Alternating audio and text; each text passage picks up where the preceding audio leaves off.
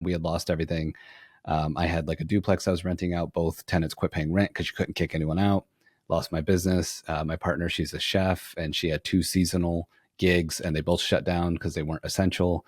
And we had a conference coming up that had already sold some tickets, and we refunded the tickets and shut that down. It was just like a complete zero.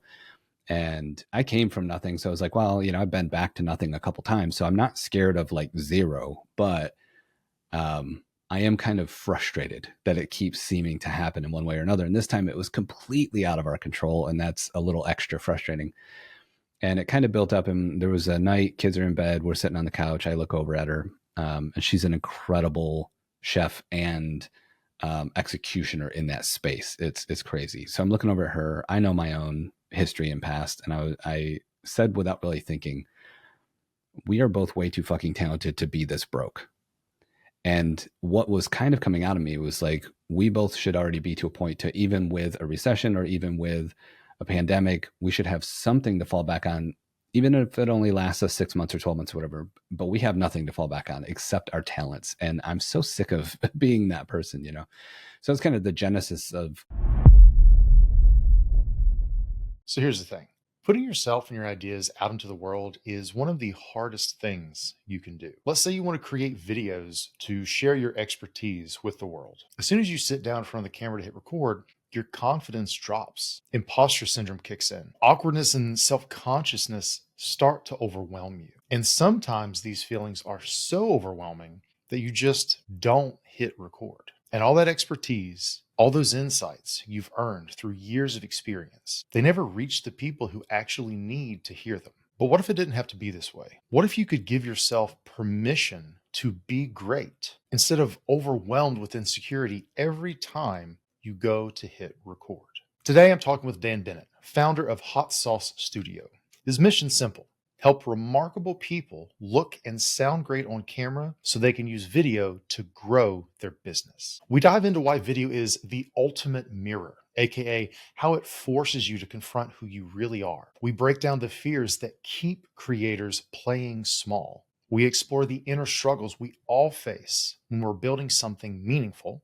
And Dan and I get candid about our experiences growing up poor and how they shaped our approaches to authenticity, craftsmanship, and success. So if you've ever felt that nagging insecurity before hitting record, or wondered why some people seem so natural on camera while you feel awkward and stiff, this episode should help. I hope you'll walk away from our conversation with insights that transform not only how you show up on camera, but how you show up in your business and your life. Let's get started. A big thing that not enough people talk about, because I know a couple other people who do this general type of work of like helping people not only develop like camera confidence, but actually like tactically, like what is the setup that works for you. But I rarely hear people talk about tech debt, specifically when it comes to like DIY shit, right? So like I'll use myself as an example. Years ago, when I first like came into the creator scene, I was like, okay, I'm going to start doing videos. I'm going to do like workshops and all sorts of shit. I need to figure this out. And I just sort of Frankensteined it together myself with, a bunch of YouTube tutorials that weren't a streamlined curriculum. It was just like kind of piecemeal. And Sean Cannell, right? Like Sean's got he's got a great, just a plethora of really, really solid resources and reviews and shit. And one of his big things is like you've got to just press record. Like that's like his opener for a lot of things, and it's great. And again, he's got a lot of really great information. So I largely followed a lot of his stuff. The issue I ran into was I didn't know what the fuck I was doing, and I was just like piecemealing it together. So like I got lights, but then I realized that the lights I got weren't dimmable, weren't controllable. It was just like one fucking setting, and like the light bulbs like this big and shit. And then like a year later, I found out like, I was talking to like another like, videographer friend. He was like, dude, just get like the Philips bulbs and you just screw them in. They have the white ones, they have the colored ones. And then there's an app on your phone. You can control that. I was like, nobody told me that. Yeah. But then like I got this like shotgun microphone here, right? The whatever Rode Pro Plus or whatever. But then I realized that that doesn't actually connect to the Rodecaster. So like, I'm like, motherfucker, like now I got to get another microphone because I even bought, I don't even know what the fuck it is. I bought this little fucking dongle thing for the Rode Pro Plus that's supposed to like get it to like the XLR. But when you try to connect that to the Rodecaster itself, same fucking company, it introduces so much like feedback, or it sounded like shit. I'm like, so now I'm sitting here trying to do YouTube videos, but I can't use my regular microphone that goes into my Rodecaster because I can't really connect that to my camera. So now when I do solo videos, I've got to use my fucking shotgun. Is this considered a shotgun microphone? Yeah, Boom especially mic, while whatever. you got Okay, them on. whatever like this one is. I have to use that one connected directly into my camera for solo videos, but anything else on any like live call, I'm using a different microphone and a different set. Like, and it's like that tech debt. And then it's like, you buy, I bought the Canon M50, and it's like, okay, that's cool, but it's got a 30-minute record time. So now you have to get like a false battery pack so it doesn't turn off. And then it's dude, like tech debt is such a thing, because then it's just like, okay, now I've got this whole setup, but it's also hard for me to just switch out one thing because that would completely redo everything. So I might as well just wait until I just completely build it, like rebuild it from scratch. And it's like, Yeah, it's so real. I'm nodding not and even smiling. Like, not not even including like the camera settings, right? Learning about like exposure and like audio levels, and how like you can't put the audio level internally in your camera to 0. It's got to be at 1 so that it actually like registers with your external microphone. Like all this shit is like, as soon as you make the step from like again, a quarter step away from just your phone, hire somebody. yeah, yeah, right. No, I feel I'm obviously biased, but also yes, hire someone. Man, I'm nodding because I'm like I've felt all of this pain through not only the beginning of my journey years ago, but also through helping hundreds of people through it because I'm a relatively empathetic person, and I'm like, I know we're gonna get there though. Um, there's generally two um like favorite responses when we do 3 hour studio with people, which is rebranding in June. So Hot Sauce Studio. We're like, either they're like, phew, that was a lot easier than I thought because I hid everything away from them except what I absolutely needed them to do and understand. And then the second is like, bro, I've been doing this for 6 months and we just got done in 3 1 hour sessions. Like, I don't understand, and it's like, I've been doing this 100 years. I know all the things that you had to feel the pain of learning are the things that I'm trying to like wrap in bacon and feed to people so they don't feel all of that pain. There's always some. But yeah, everything I've literally personally experienced everything you've just said, and I'm feeling it as you say it. Like, oh, I know, right? Like, and then a lot of times sometimes it happens with equipment, but just in general, even people feel a loss, like, oh, I went all the way down this rabbit hole and it wasn't even what I needed, or I got this equipment, it sits in the closet, I do nothing with it. And every once in a while I get a client that I'm like, the first thing you do with me is you give me a tour of your studio with your smartphone, super easy. You tell me everything you love, everything you hate, what can move and what has to stay. And then the second thing is you give me measurements. And then the third thing is you give me a list of everything you own. I don't care if you use it or not. And it can be lamps, it can be artwork that you love, all the way down to obviously equipment and the specs on your computer to make sure I don't suggest anything your computer can't handle. And oftentimes I get that list and I'm like, you're sitting on some stuff here. Like, you don't got to buy that. We can make this work. And you didn't know that, and all that kind of stuff. It's really fun. So I get some of that like buyer's remorse back for them because they're like, oh, I'm putting to use that thing I bought 2 years ago that some YouTuber told me to buy. Yeah, I love it though, because entrepreneurs, professionals, creators, like they're incredible people and they're problem solvers already.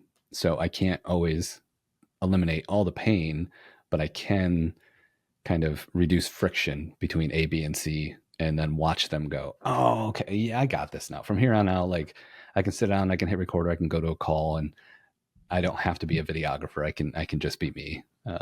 That's generally what we're after. So it's real though, man. Like I said, there's so much emotion and psychology in what we're doing, that when I saw your stuff, I was like, man, I would love to just chat sometime, because I talk about it a lot. I got a psychology of camera confidence course, just a little mini thing to try and like help people wrap their brains around stuff. Um, I, even on the other side, if those are some of the negative things, once I book this, I've had such a positive, like energizing feeling towards this talk since we booked, where I keep seeing it on the camera. I'm like, oh, I cannot wait. Like, that's recess. That's, I get to go outside and play with my friends, like, can't wait. Cause I'm at the end of a rebrand, and it's just been 12, 15-hour days for a few weeks now. And it's like, this is like a breath of fresh air. Like, I'm just going to go play and talk about things I like, and it's not work. So yeah, it's always on my mind though, what people are feeling and going through. So like for me, right? So this podcast is all about, sort of psychological insights to transform your business, your life, and yourself, right? So what the fuck does that mean? I think a big piece so for me, I use the term creator, and I don't just mean like a content creator, because a lot of people think when they hear creator, they think influencer, right? And I consistently hear from entrepreneurs, they're like, look, I'm not a creator because I'm not an influencer. I don't want to just be this Instagram celebrity that makes, or some TikTok celebrity, right? I'm a quote unquote real entrepreneur. And I've heard other people try to coin terms like content driven entrepreneur, contentpreneur, like edupreneur, all this other shit. But for me, fundamentally, if you create something, you are a creator, right? So creator for me, that includes founders, solopreneurs, entrepreneurs of various facets, right? YouTubers, podcasters, coaches, consultants, marketers, whatever, right? That to me is just, creator is the most appropriate term I can think of for people who create things, right? And a lot of what I do on this show is really exploring the intersection of sort of personal development / psychology, entrepreneurship in general, and creativity. And that's why I really want to have you on, because one, I really vibe with your personality, right? Like I don't know if you still do, but at one point kind of went by like, antipreneur kind of shit, right? And just really kind of being counter to like all the bro shit, all the bullshit. You are a very no bullshit kind of guy. And anytime we've ever talked, I've always loved just how you kind of like the presence you have, and your very, genuine, no bullshit approach to things. So I definitely want to have you on to talk about things, because in your own business and things, you've gone through a few evolutions to the point you're at now. You talked about, so we're recording this, in May. We'll see when it comes out, but you're saying by the time June rolls around, you'll be finished with the rebrand and things. I'm assuming still generally doing the same type of work, but just putting a different veneer on it to make it more obvious what makes it so awesome, right? Yeah. Yeah. The little internal tagline that I'm putting on all my stuff to kind of keep myself going is like, the brand is changing, the mission didn't. Like, make it clear to everyone who comes across anything I write or put out as we do this, that no, we're just dialing in that laser year after year. So yeah. And I think that is a key piece with entrepreneurship, that either people don't understand is a key component, or they minimize its importance, right? Of like, especially for people who are either aspiring entrepreneurs or newer in their entrepreneurial journey, all you see is the current iteration of everybody else's business, right? All you see is like, well, this person, they're making 7-8 figures a year. They've got this huge audience. They're pulling all, they're doing all these numbers, whatever. I'm not. And it's like, you aren't at the same level they're at, but also the level they're at, they've probably gone through 6, 8, a dozen iterations. And that holds true not only for individual, creators, entrepreneurs, but virtually any company, any business ever. What it currently is nowhere near what it started as. But I think for a lot of us, like you said, like the mission doesn't change. And I think that's a really key piece of like, that's how the business you're in is the business worth doing. because even though, your fonts, your hex codes, your logo, like all this shit can change, and even maybe how your strategies of like what products and services you offer, whatever the type of content you actually create, because we're going to talk about, video stuff, that may change to a degree. But like you said, all of that is in service of dialing in to better align with your mission. Yeah. Right. Yeah. So So true. what is your mission as it stands today? It really um, stems from a big shift in my career back in 2017, where I was doing a lot of big corporate work for cool companies. I still use the logos for credibility on my website and stuff, although that work was long ago. Checks always cleared. Got some cool stories, met some really incredible people, and I would come back to where I was born and raised, and where my business was at that time, Flint, Michigan. Not a lot of opportunity, not a lot of growth in the state in general. And I would look around my dedicated office building that I rented in, and like no one could afford me. And it was like, man, I like working for Harley was cool, but helping them make another $250,000 on this campaign doesn't help me sleep. If I could just get 25,000 in someone's pocket locally here, that would change everything for them. Like, how do I start kind of going, in that direction? And that was the genesis. There's more to that story, but like that was the genesis of like, all right, let's help people, those who kind of film themselves. It's cliche, but like level the playing field. Like, let's get them looking and sounding great. Let's give them an opportunity to be able to sit down at a hybrid station where they can work, they can go to calls, they can record all in one spot, and they can start to get those reps in and feel comfortable. And our tagline is like helping remarkable people look and sound great on camera. Like, that changed from entrepreneurs and professionals and stuff, because I just want people who create, like you were saying earlier with the word creator, to be able to do a much better job at it. And so the mission remains, helping remarkable people look and sound good on camera. And the fun little kind of aside that I've watched happen over the last 5-6 years since, just before the pandemic and going through that and everything, is you've watched corporate do everything they can. You've watched all the large companies do everything they can to try to appear more human over time. User generated content, celebrities, influencers, all this stuff. And one thing I can look at every one of our clients and say is like, well, we got them beat there because we're already just human. We don't have to put on a show. We can just show up. So yeah, that's the mission, man, is just helping people like that do it faster, smoother, and with a little comfort along the way, instead of the DIY that you're so familiar with yourself. So like, I think so. A part of my mission, right, is to help people put themselves and their ideas out into the world.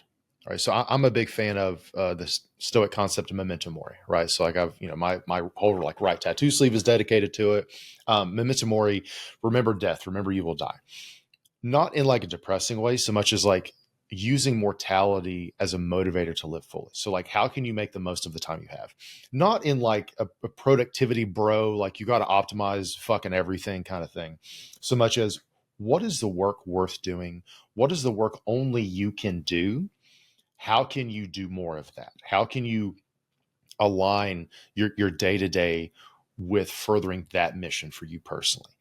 And I think a lot of people have incredible value, ideas, insights, stories, and experiences that would fundamentally make the world a better place, or at least their corner of the world a better place. But so much shit gets in their way. So one of the things that, we talked before recording, you said a lot of the work that you all do is focused on the basic psychology of people's relationship with creativity. Can you tell me more about that? Yeah. The word fear comes up a lot, even if it's not used by the client.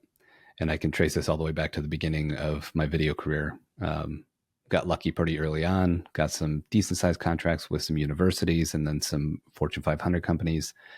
And I come up like, poor family, abuse. My mom's a badass who got me and my brother out, and like everything's always just been kind of like what's in the dirt, just dig and find. And that set me up in a way where when I started running into fear from other people, especially at these like high performing, high achieving type positions, I was internally like, what the hell's wrong with you? Like you have resources, you have a budget, you have knowledge, you have a career behind you, and you're this afraid. And I started having to come to terms with it myself of, man, everyone's version of like stress, anxiety, fear is different. And maybe their 90% capacity is my 10% in that particular field. So like I can't continue to be judgmental. I have to find out how to work with them and bring this to the surface. And I saw, again, Fortune 500 CEOs crumble and melt in front of the camera. And I'm like, bro, like you're the expert. If I can't talk to you, like what are we going to do? And we had one in particular where we had to schedule for the next day, which cost us a bunch. So we had another day in the hotel, keep the crew on, couldn't drive home the day we thought we were going to drive home, all this stuff. Came back the next day. And before the guy showed up, I had my audio guy like just roll everything. So he would monitor the camera, keep audio on his ears, and I would just interview. I'm like, roll it all, roll it all. And he's like, what? And I'm like, just trust me, So everything's rolling before the CEO gets in. He comes and sits down. I was like, yesterday, you mentioned beagle dogs. And I didn't get a chance to tell you, my grandpa always kept beagle dogs and he trained them like crazy, man. They could just do all this incredible stuff. And we started jawing about that and kind of where we grew up and different things. And I slowly turned the conversation to what I needed to get out of him. And about 45 minutes later total, I was like, I think we got everything we need. And he's like, what? And I'm like, yeah, we're done. Go ahead and kill everything. He's like, you were recording? And I'm like, yeah, the whole time, And that was the beginning of like, okay, my job isn't to make great looking video, even though that's part of it. It's to try to help people feel comfortable as they come up against this fear type thing. Then I started realizing like fear keeps us alive, right? So like these words that exist in my work don't always have to be bad. Fear can be good. Fear is the bush shaking. You're like, I've seen the saber-tooth tiger before. I'm not going over there.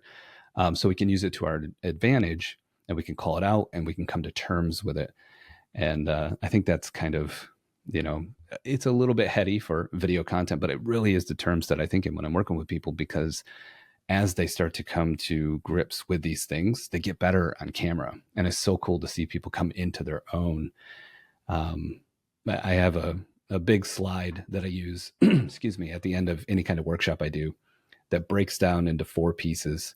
What it is that we do. And it's like 5%, 5%, 5%, and then a big 85% chunk. So 5% is technology. It's the equipment, it's the software. 5% is strategy, which is a big part of the work we do, but a very small part of the output of that whole kind of effort that our clients have to give.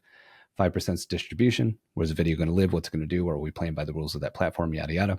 And then 85%, and I make it as big as I can on the slide, is getting entrepreneurs and professionals to give themselves permission to be great on camera, because they're already great in real life. We've just introduced a camera.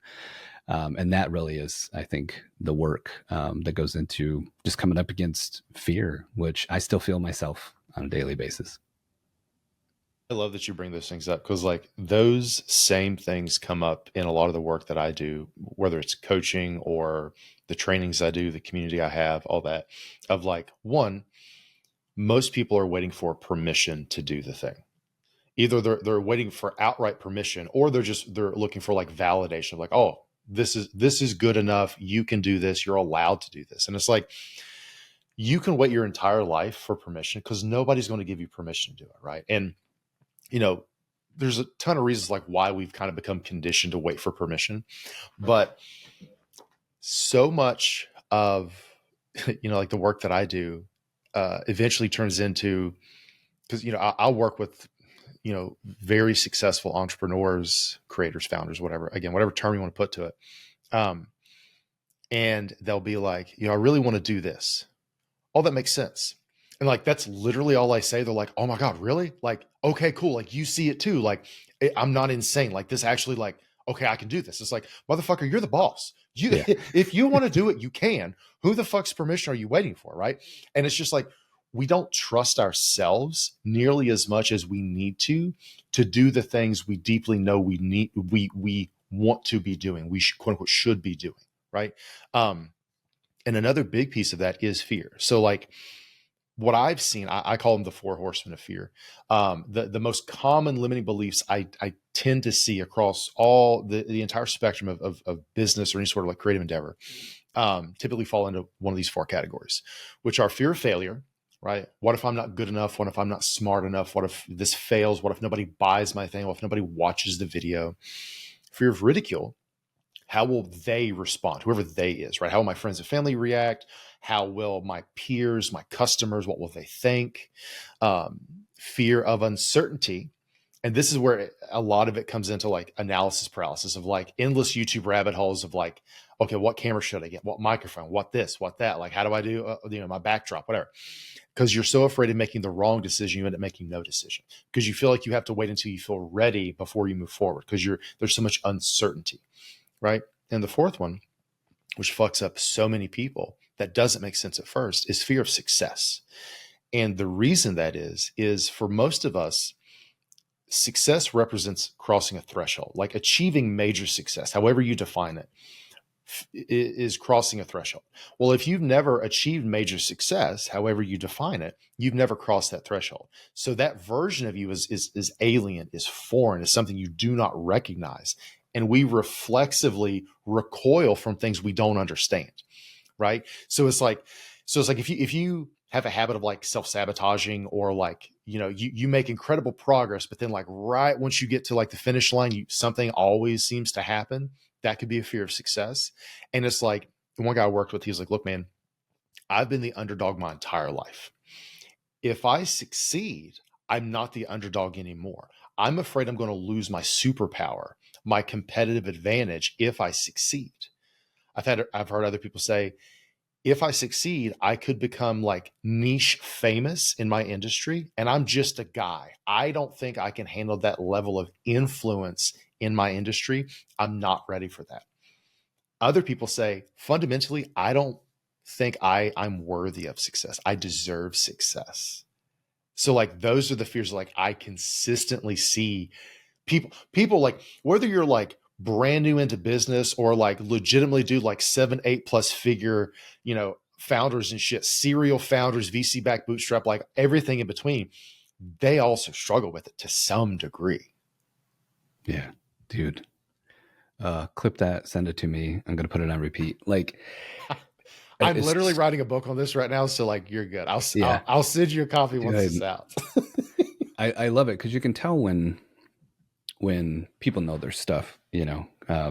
I've been on podcasts where off record at the end they're like, "You had a storied answer for everything that I asked," and I'm like, "Yeah, those are stories," and I use the same ones all the time, because they help people understand, where I'm coming from, what I'm trying to do, and I love deeper thought than normal. It doesn't have to be super heady or I don't have to go way into stuff, but I just love that next layer of like, oh, I know what the four horsemen are. So I can totally relate to this analogy. And now I'm looking at a quadrant and now I'm like, I am so in the fourth one. And I've been very open about it with people because I want entrepreneurial feedback. And essentially we've had growth. We, launched something in 23 that did well. 24, it kind of exploded. 25, we're really trying to leverage that momentum, if momentum exists, I don't know. And part of that has been hiring team, giving up control, which has never been a big deal for me. It's never been about my style or anything. It's about how do I get there where people actually buy into the vision and want to help me build this company. And I've transitioned, I'm in the middle of transitioning to someone who leads people, not someone who finishes projects. And it is wild. It is wild. I don't think enough people talk about it. I think just the 2 or 3 examples you just gave in that short amount of time were so helpful for me. I'm going to go back and chew on them more because I have little elements of several of the things you said. It's like, I know I can do this by myself forever. I can create my own job forever. But if I start leading people, I can still maintain great projects, deliverables, and all that. But now I have to make sure that I'm fulfilling my promise over here too, which is I promised you I would create a place that's safe, a place that there is autonomy, but enough guardrails to make you feel like I got your back. And I also now have put this new potato sack on my shoulders, at least mentally, of I don't want to let you down or not keep my promise to you because I've put you in a position as my employee that I'm going to do what I said when we were interviewing, and there is in my life this year the first time I've ever really understood fear of success. Because when I hear it, it irritates me. I'm like, get out of the way and give me your success, then I'll step into it. Like, bro, I've been doing this forever. I want that success. And now, now through growth, I'm like, maybe this is what they meant. Maybe this is the part where, psychologically, it's like, oh, it doesn't mean cowering in a corner. I don't want to be successful. It's all these intricate details within success where you're like, you've been just moving through a map that you're so familiar with, and then you come to a clearing or a forest or a river and you're outside of your known space, and you're like, oh, is there a guide around? Can anyone tell me how to get not die in this part of the woods, because I've never been here. Yeah, man, this stuff's so good. So so with success, so you mentioned kind of growing up poor and going through like, violence and shit. So I grew up in rural Appalachia. I grew up in West Virginia. And I grew up like super poor, like food stamps, public housing. We had HUD and shit. We would occasionally get like church donations for like Thanksgiving dinner. Like I remember that vividly. The one year I was like, oh, we're fucking poor. Like we got food donations. Like we're that fucking poor. And like, growing up in the US and shit, like, I never had to pay for lunch because I was always on like the free meal plan and shit. Cause like we were that fucking poor. And like, cause my family, like, basically, my parents early on worked, but both, for very different reasons became like physically disabled, either through work or like some other, stuff that went on.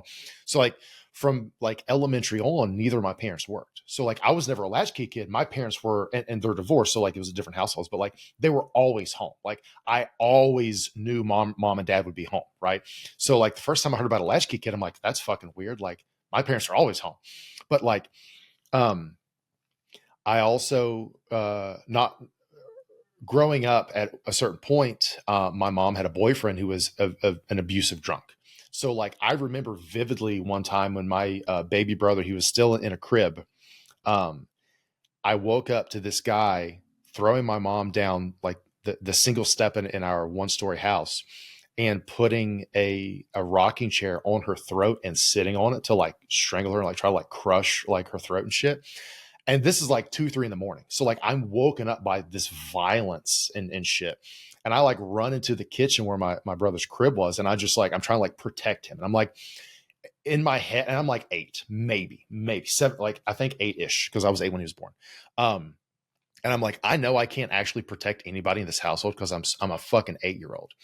And like, and that went on for a couple of years, but like, dude, like the level of like hatred and anger I had all through growing up, like every single night for up until like mid high school, if not almost into college, like every single night I would go to bed fantasizing about killing him, beating the shit out of him, something. Cause it's like, I'm bigger now, motherfucker. Like Mm. you seem big when I was little, but now I'm bigger than you. Let me fucking catch you outside. And then I eventually I came across, like I really gravitate toward like Stoicism and Buddhism shit. And I remember at one point hearing this like Buddhist koan or some sort of fucking thing.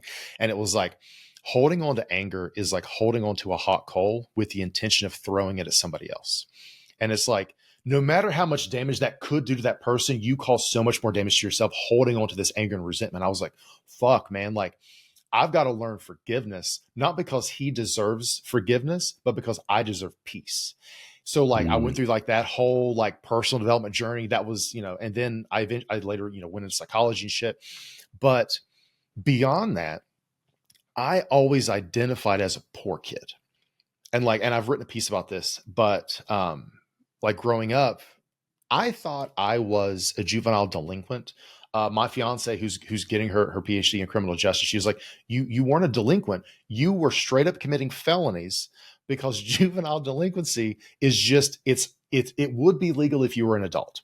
She was like, "You were committing arson and breaking and entering and shit. Those are." I was like, "Oh, that was just fun for me. I didn't think anything about it." So like, dude, like legit, like all my childhood friends either are currently in prison or have been in and out. But that was normal for me. It was normal for me to go to a friend's house and see burnt spoons on the table because his dad had just shot up. It was normal for me to break into the local amusement park by cutting a hole in the fence.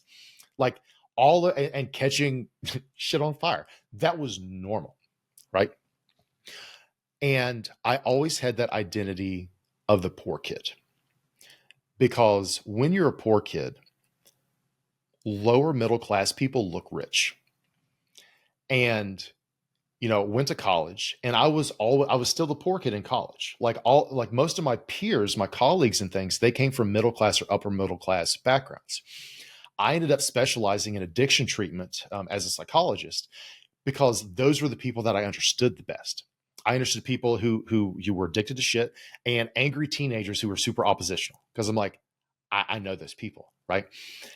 But then when I started to get into entrepreneurship, I still carried around that identity of a poor kid. And I'm just like, it developed into this like fear of success of like, if I'm not the poor kid, who am I? If I succeed, I'm not the poor kid. If I get rich, I'm not the poor kid. That's the only identity I've ever known. And that's the only identity that like has fueled me, because I always felt othered. I othered myself in situations. But it's like, but I'm trying to get wealthy. I'm trying to like, if we start a family, my kids are going to grow up wealthier. So, but I hated the wealthy kids in high school. So am I trying to have kids that I would have hated? Like, and dude, it's such a mind fuck, because it's like, you can't get wealthy if you hate wealth. Yeah. Like, That's good. like you straight up fuck, like it's not a thing. Right. Yeah. So it's like, if you have fear of success, because it's identity based, it's like, who am I if I succeed? Until you answer that question, you will hold yourself back. Hey, real quick, if you want even more psychological insights to transform your business, your life, and yourself, check out the Creator Alchemy newsletter. New issues go out regularly, and it's completely free to join. Go to creatoralchemy.com now, and as a thank you for subscribing, you'll unlock the Psychology of Success Masterclass, which is designed to help you build the foundations you need to succeed in life and business. It's based on strategies and insights I've developed over the years that have already helped countless creators all over the world do just that. So I'd love to send it to you too. Just go to creatoralchemy.com to get the newsletter and unlock the first lesson. All right, now back to the show. Yeah, this is so real. I have a recent demonstration of this, which is, it's very small, and it was so impactful to me. So, born and raised Flint, Michigan, moved about 3.5 years ago to North Fort Worth. Lived in one place my whole life, different houses, but one city, and then moved down here. 2020, there's a ton of stories in there, but at one point in time, we had lost everything. I had like a duplex I was renting out. Both tenants quit paying rent because you couldn't kick anyone out. Lost my business. My partner, she's a chef, and she had 2 seasonal gigs, and they both shut down because they weren't essential. And we had a conference coming up that had already sold some tickets, and we refunded the tickets and shut that down. It was just like a complete zero. And I came from nothing. So I was like, well, I've been back to nothing a couple times, so I'm not scared of like zero, but I am kind of frustrated that it keeps seeming to happen in one way or another. And this time it was completely out of our control, and that's a little extra frustrating. And it kind of built up, and there was a night, kids are in bed, we're sitting on the couch, I look over at her, and she's an incredible chef and executioner in that space. It's crazy. So I'm looking over at her. I know my own history and past, and I said without really thinking, we are both way too fucking talented to be this broke. And what was kind of coming out of me was like, we both should already be to a point to, even with a recession or even with a pandemic, we should have something to fall back on, even if it only lasts us 6 months or 12 months or whatever. But we have nothing to fall back on except our talents. And I'm so sick of being that person, So it's kind of the genesis of us moving. And so we get down here and we start thriving. And her career is taken off. And she's now working, with a large restaurant group that's headed by a very well established and been around a long time celebrity chef, and just all this stuff, and I don't even have Texas clients, but just being in the vicinity of all of these great entrepreneurs and networking and stuff, my business has grown since I've been here as well. And there's moments where it's like, it's weird, right? So when this all kind of came to fruition a little bit, I was telling just at a local meeting, a networking meeting, a couple of people about how, what's funny is I always take the toll. I don't leave my studio a lot. So when I do, I like to get places as quick as I can, or whatever. And I always take the toll, and it's everywhere in Texas. So you just jump on, they take a picture of your license plate, and you get a bill. And I didn't find out until like a year of being here that that's considered by a lot of people as like bougie. It's like you go to, Starbucks and then you jump on the toll. I was looking at it as like $2.50 and I don't have to wait in that line for 15 minutes frustrated by other drivers. Like, take my money. And it really rung, true to me that like, oh man, they fear paying that and being perceived as bougie, similar to how I fear growing this business and being perceived in new ways as well, even if that perception is just my own perception of myself. Am I the same guy? Am I still gritty? Do I still come from something that is, a story of rising from the ashes? If eventually we're pretty comfortable and we're doing decently well, and I haven't thought about changing a tire, filling a gas tank, or what groceries cost in like 3 or 4 years. This is wild.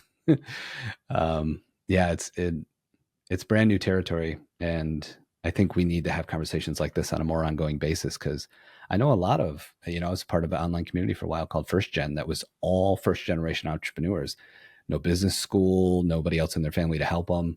And I didn't even realize until I met the guy that runs the community that I was that. I'm like, holy crap, I never figured this out. My mom was the only of all her siblings, dirt poor, all the stuff, to go to college and get a career. And I'm the only one ever in the bloodline to start a business and grow it. Like, whoa, I didn't realize this happened, or that it had that kind of significance. So yeah, I'm glad you brought it up, because people need to hear these things and maybe every once in a while just get a little weighted blanket feel out of the fact that we're all kind of dealing with it in some form or another. Well, I think it all kind of connects, right? Of like when we talk about, camera confidence and having a setup that makes you feel comfortable of like, oh, I can hit record because everything after this, like everything's taken care of. Like lighting's good, sounds good. I don't have to like overthink any of this. I just have to be on for this, right? Another layer though is like so much of that is psychological, right? Like you said, like 85%. Like the 15, that's the tactical, like, crunchy bits that's more of like a checklist of like, hey, is all this shit taken care of? Okay, good. But do so much of it is psychological, of like not only your own like insecurities or imposter syndrome, but also of like, is this the work you need to be doing? Is this the work you feel compelled to do? What is the impact you're trying to have? What are the implications of you actually having the impact you do want to have, right? And it's just like, that can be debilitating for people.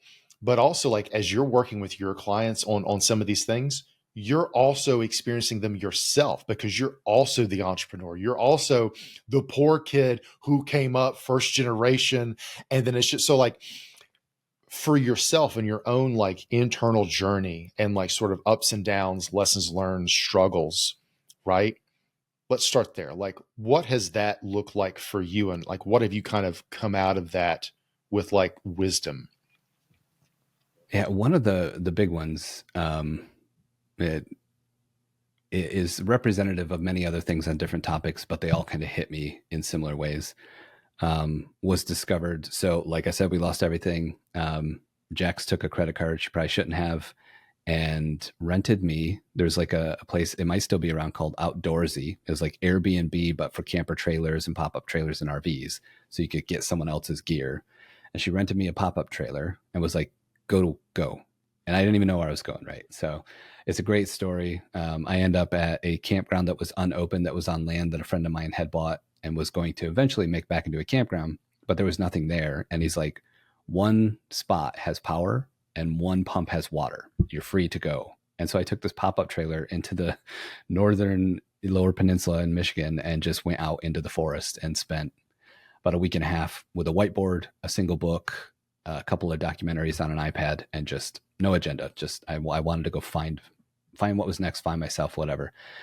And I would just like write on a whiteboard till it was full, take a picture of it and erase it and write. And I didn't even know what I was after. I was just trying to learn. And I was having all these like micro epiphanies.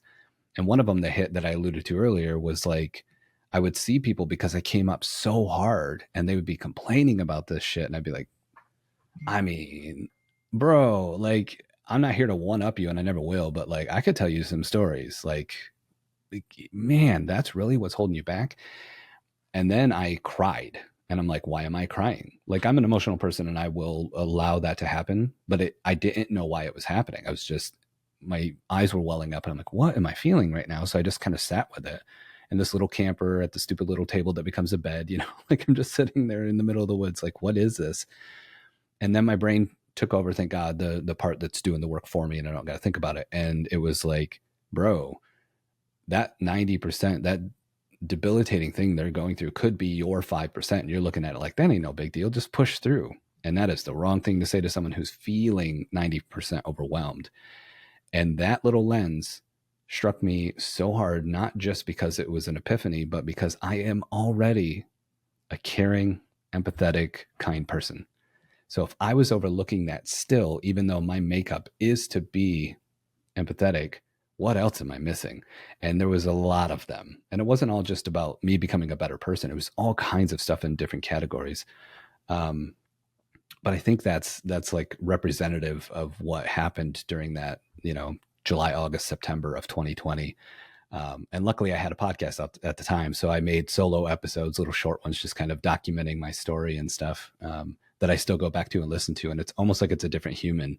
And I'm hearing their podcast talk about this stuff, So I got off topic a little bit there, but I don't know if that answered what you asked particularly or not. But that was one example of something that was super impactful. From your own journey, how have you navigated fear? I've always been someone, for better or worse, this has not always played in my favor, who will sit with things. Some of the bad side of that is being over analytical, overthinking, analysis paralysis, some of those things we like to avoid more than we dive into.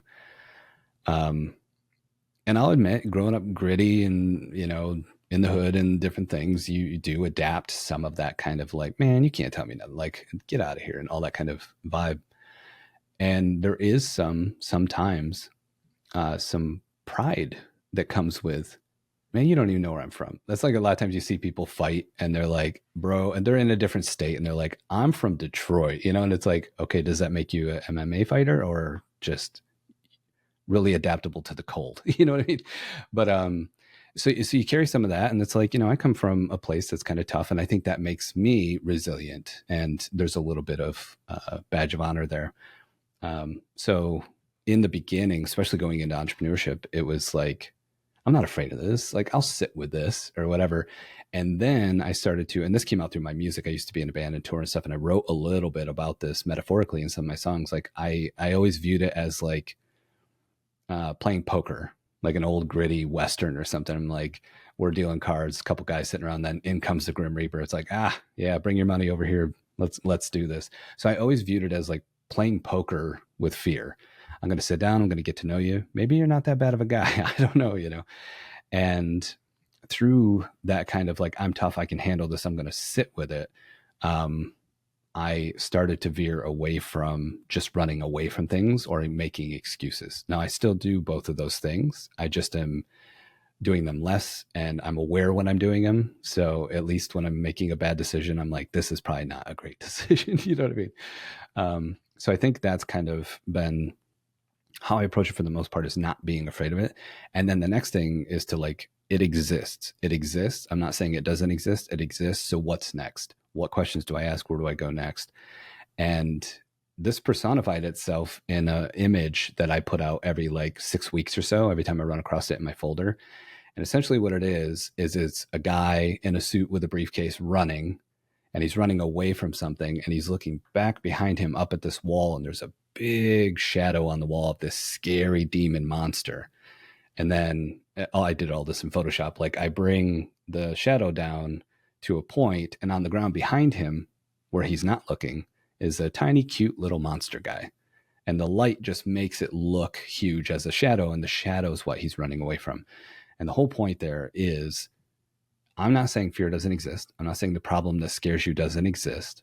I'm just inviting you to sit with it and maybe find out that it's a monster, but it's not going to eat you. I mean, it could bite you and you can get an infection and die if you don't, but it's not going to just devour you in one bite.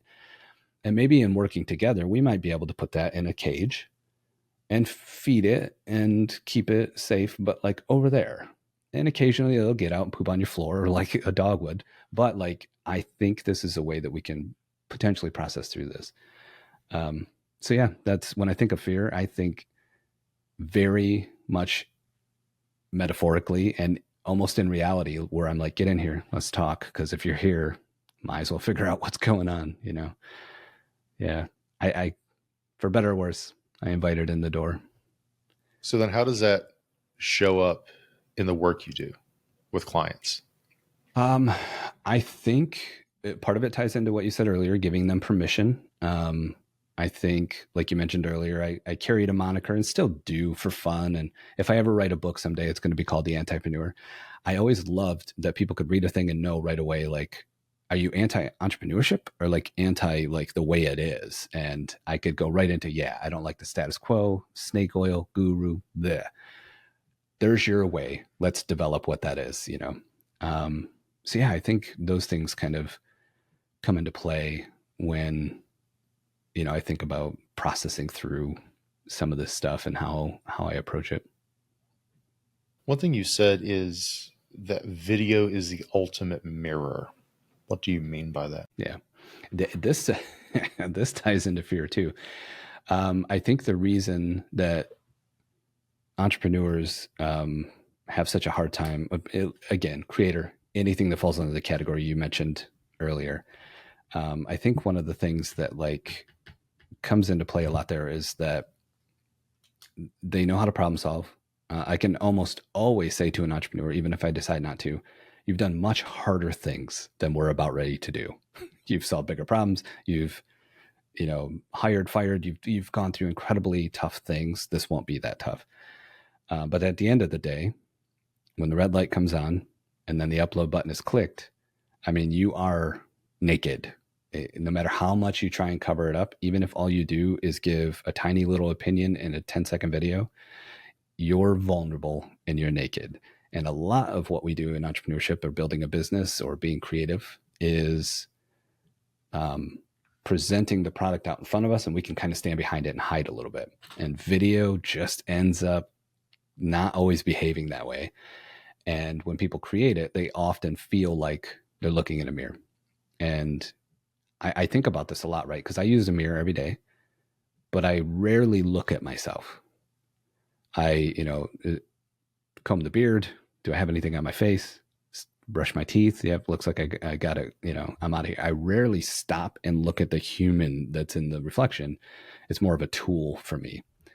And the moments you do, if you've ever sat in front of a mirror and looked at your own eyeballs and just were calm and let it happen for 10 seconds, it gets a little weird sometimes. Like, man, that's me, but it's not me. And it's what's in there, you know, and that's a human. Whoa. And it's like, run out of the room and go have coffee, you know?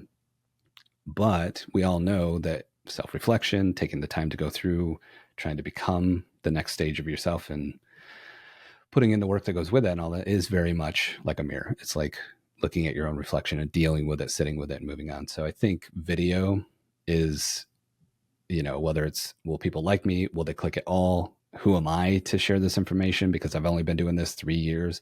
All of those things are kind of just won't put right in front of your face just by thinking about hitting record and then hitting publish. And I'll keep saying it all throughout any conversation I have with anyone.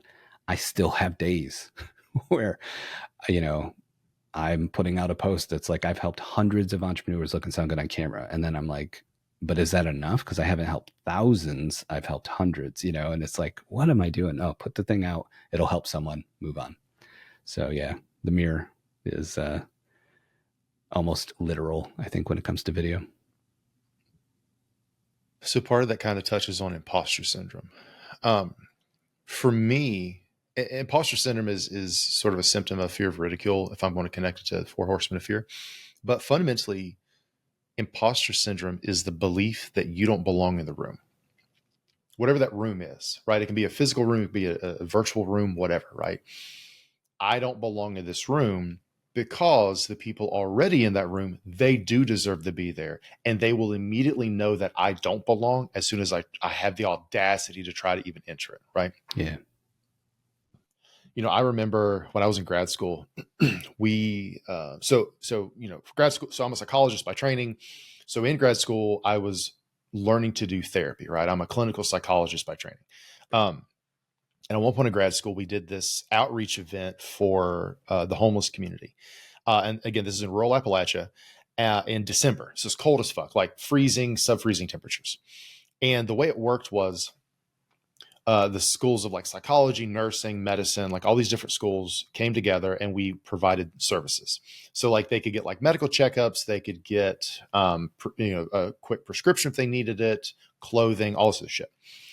I'm like, okay. So, we come in and I'm like, these motherfuckers are fighting for their lives. They do not need deep breathing techniques to deal with stress.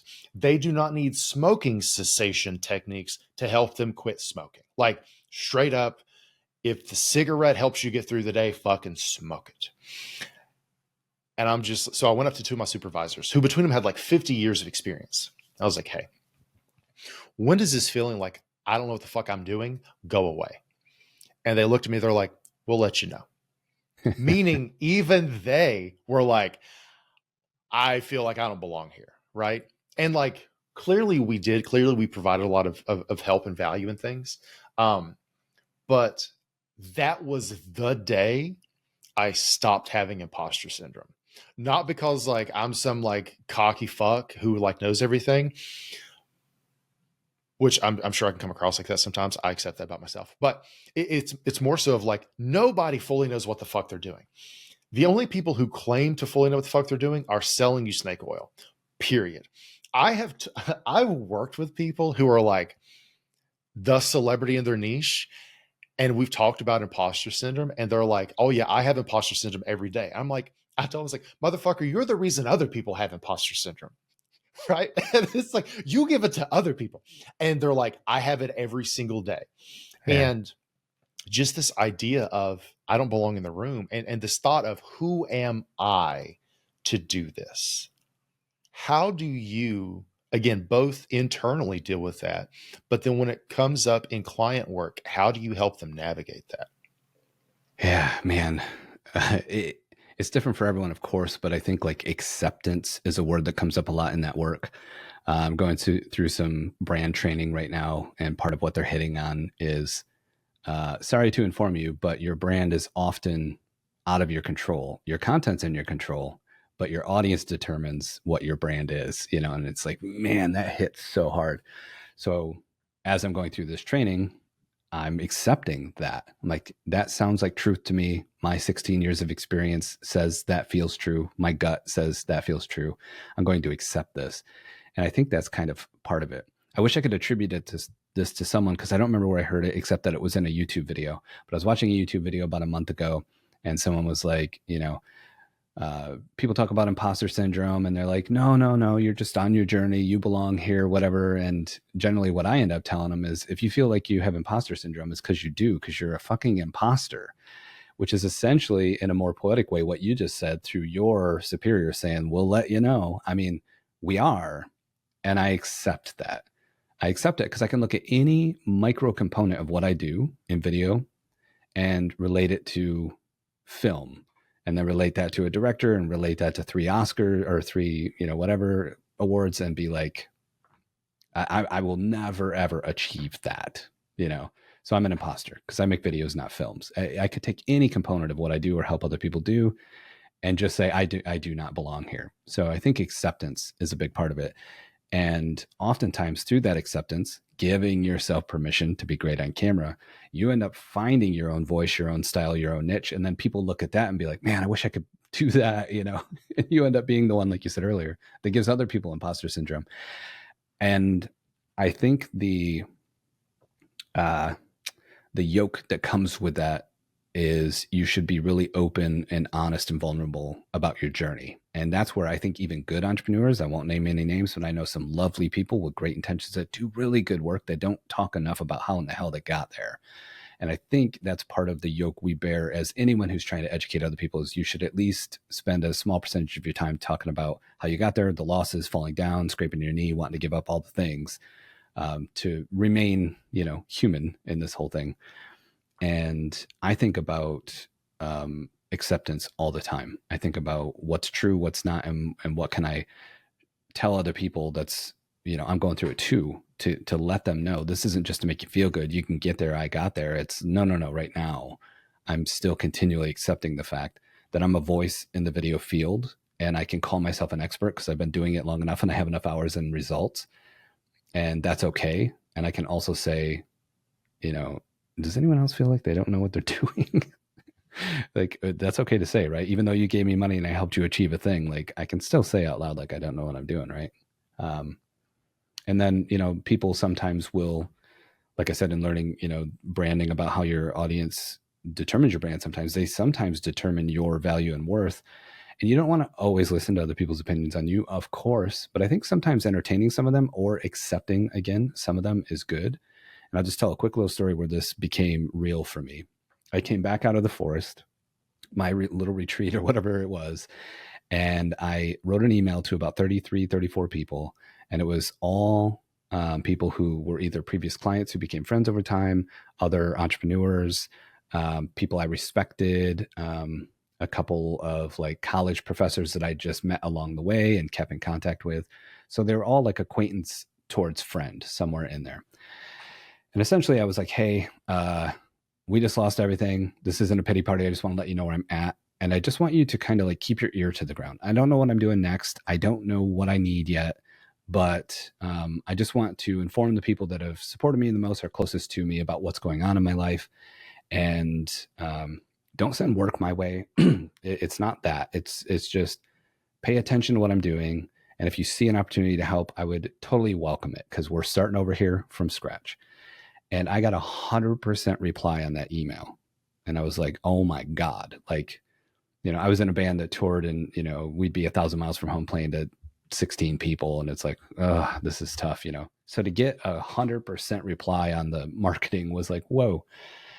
And it really moved me. And a lot of the people said similar things, which is like, thank you so much for sharing this. Your vulnerability has helped me. Since I've read that, I felt a little bit more like maybe I can make it. A lot of different variations of just thanks for being, vulnerable in front of everyone. And I was like, this is crazy. So I took advantage of that. And I was like, hey, thought experiment for fun. Thank you all for responding. This is incredible. I took the same list and I wrote thought experiment. A reporter comes by from the local news and they're like, hey, you know that Dan Bennett guy, right? And they put the mic in your face. They're like, yeah, I know Dan pretty well, actually. And then the reporter's like, if you had to say, what superpower he had, what is that? What do you think Dan's superpower is? What's your answer? And I got like 12, 13 responses to that one that were all I got a ton of responses in total, but I got 12 to 13 that were all very much the same. And it blew me away. And it was some variation of your voice, the way you speak, your calm nature. When I worked with you, you made me feel safe while we did this very vulnerable, scary thing. You may view your voice as like monotone and boring, but I viewed it as soothing and like you were leading me in the right direction. All this stuff I had never heard in my life. Now, I didn't grow up hearing your voice grates me. I hate it. Quit talking, but I never, ever was aware of any kind of impact that was happening like this. And I accepted that. I didn't understand it, but I accepted it. I think I have a decent speaking voice as a tool, but I never expected this kind of. So I leaned into it and I've been leaning into it ever since. And then my vulnerability that I kind of package that in so people know that it really comes from an honest place is when you see cool, calm, collected, we've got the tools. I'm going to help you fix the thing. The result's going to be great. I'm here with you. Inside is insanity. I'm falling apart all over the place. It's, like the movie of the girl with all the like emotions in her head, that anxiety one. I am, but the way that it comes out through helping other people does seem cool, calm, collected, and all the things that you find beneficial. So it's a very long answer to acceptance. So I love that because, like, one thing that people have told me is like when I do like a workshop or some sort of, speaking thing, presentation, or even a coaching session, they're like, that was so great. You seemed like, you were so just on point with this whole thing. And I'm like, it was a workshop. I'm like, I was literally finishing slides 2 minutes before this bitch started. And I didn't know how I was going to land the plane. Like I was winging it. And like, like you said, like people don't see that. All they see is the outside. But the issue that fucks so many of us is that's all we see of other people. We see the outward part. Like we think they're calm, cool, and collected when actually they're chaos inside. It's just they have created a filter. You can call it a poker face, whatever. That implies a little bit of fakeness. So much as just like I think of it as like I filter to where that chaos doesn't come out, because then you're going to feed off of that, of my Yeah. chaos, of my Yeah. anxiety. Like Yeah. one of us has to be fucking calm right now. It's like it's got to be one of us. So like, but like you said, like it's this thing of we only know our own internal experiences. We don't know those of others unless those people share that. But like you said, with vulnerability, so Brene Brown, she's had a couple TED Talks and things, and one of the things that she talked about was like, when we see somebody get up on stage and embrace their own vulnerability, we're like, oh, they're so brave. But when we think about us going up on stage and being vulnerable in public, we're like, I absolutely can't do that, because that's basically that's a weakness, right? Vulnerability is a weakness. And it's like, but if you see other people do it, you think they're brave, they're courageous, but you don't think others would view you the same way, right? Yeah. And I think that one thing is like we we think vulnerability is basically trauma dumping, of like, let me just tell you all of my sob stories and like cry in front of you. And it's like vulnerability. So for me, vulnerability is another word for authenticity, because when you are purely yourself, that is when you are most vulnerable, because you have nothing, no facade, no protections. It's just you. The issue, though, is when we feel vulnerable, we think we're in danger, right? Because like caveman days, right? Of like the sense of like I'm exposed. I am therefore in danger. I perceive threats everywhere. We still kind of carry that same psychological response of anytime we feel vulnerable, anytime we feel exposed, we then perceive that as we are at risk, we are in danger, and then we engage in things that help us avoid feeling like that again, right? There's this, again, this is shit I'm going to talk about in the book around fear and shit, of like just the relationship between like fear, danger, vulnerability and shit. But like that's why so many of us avoid the things we most need to do, because those are the things that most provoke fear, right? And it's like when you think about being your most authentic self, you start to feel vulnerable. You start to feel exposed. You start to feel fear because you think it means danger. Therefore, you avoid anything that provokes fear. The issue is the path that triggers, quote unquote, that provokes the most fear probably leads to your most authentic self, because it probably leads to the work that deeply resonates with you, to the work you are, quote unquote, meant to do, that feels most aligned, most authentic. And that's why you see so many people live in this just day-to-day existential angst of knowing they're meant for more, but not doing anything about it. Because, motherfucker, you're avoiding the specific path that leads to the life you want. Yep. But that path is full of vulnerability, of putting yourself and your ideas out there. The more you avoid that path, the more you avoid the life you actually want. Yeah. Yeah. Yeah. I picture a big door with the word fear on it. And when you open it, on the other side is strength. And it's what you want, this kind of, I always struggle to articulate this, but it's actually so impactful in my life. I I don't remember where it comes from. I think it's got ties to the military. Me and my brother, since young, have always kind of lived by like, take no shit, do no harm. And we've talked about having really long fuses and being proud of the fact, because what makes you a man is being able to defuse a situation, not just to punch someone in the face.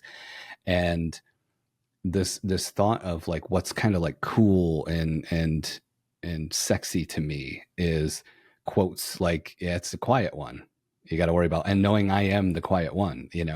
And recently I saw you post about being a jujitsu practitioner, and I didn't know that about you, and I'm like, I love insights into people's lives outside of business. It's just so cool. And I've known other people in that space as friends, and I've always found it interesting that as a general consensus, the more like damage a human could do to another quickly, efficiently, and probably get away with it and be gone and no one even knows what happened, the more likely that individual is to be cool, calm, collected, to try and defuse situations and to try to not do harm to people. Part of it probably is because they understand the amount of harm they can do, but part of it's because through that discipline, you've also learned discipline. And I think that's just one of the coolest, most, this whole like alpha male epidemic thing we have and all that kind of stuff. I think one of the coolest, most manly things in the world is to be able to navigate through vulnerability. I just think that is incredibly powerful. And you can't show me an episode of Undercover Boss without me crying. Like, it's going to happen. Even if it's all staged and faked in reality TV, I just know that it's touching something in me that wants to be someone like that, who sees opportunity, it, takes care of it, helps, and also is vulnerable in the process and is willing to be like, I didn't know it was this bad. I overlooked that. I need to be a better leader. I also want to help you. So that show always gets me because it's kind of like a little pill of what I think, real authenticity is, which is exactly what you said, being vulnerable and on a consistent basis, man, getting naked on a consistent basis. It's like my whole goal is to never have clothes, metaphorically, because it's a tough thing to do, but it leads to such great results, man. That's the opener. Yeah. So like, Jordan Peterson is a polarizing person, depending on what era of Peterson you came in with. But one of the quotes that I do like by him is he says, a harmless man is not a good man. A good man is a very dangerous man who has it under voluntary control, right? And so speaking like with martial arts, right? So like if you actually can't do any harm, then you don't have the capability. Therefore, the fact that you don't engage in it doesn't actually make you a good person, because there is no restraint. There is no control because you don't have that power in the first place. Right. And like, dude, especially with jiu-jitsu, some of the most murderous motherfuckers are like just these twig nerd, Joe Rogan calls them like nerd assassins or whatever. Like they look like fucking dweebs who work in tech support and who like can't get a girlfriend or some shit, right? But they will straight up murder you. Like, I have had my dick kicked in so many fucking times by like a 17-year-old that's like 145 pounds. And I'm like 6 foot, like 240, give or take. And I've been training 13 years. And it's just like don't get me wrong, like there are like behemoths as well.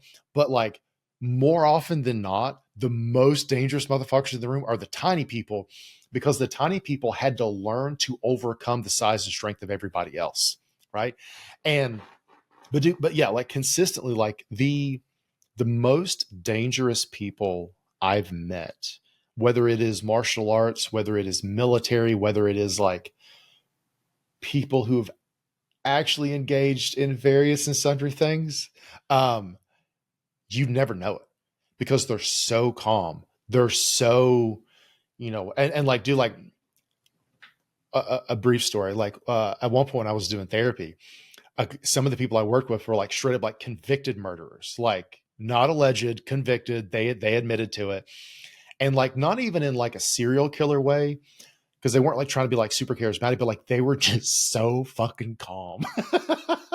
And like there was never a threat. There was just like, yeah, I know for a fact I can kill people because I have done it before. I have nothing to prove. Yeah. And like, Yeah.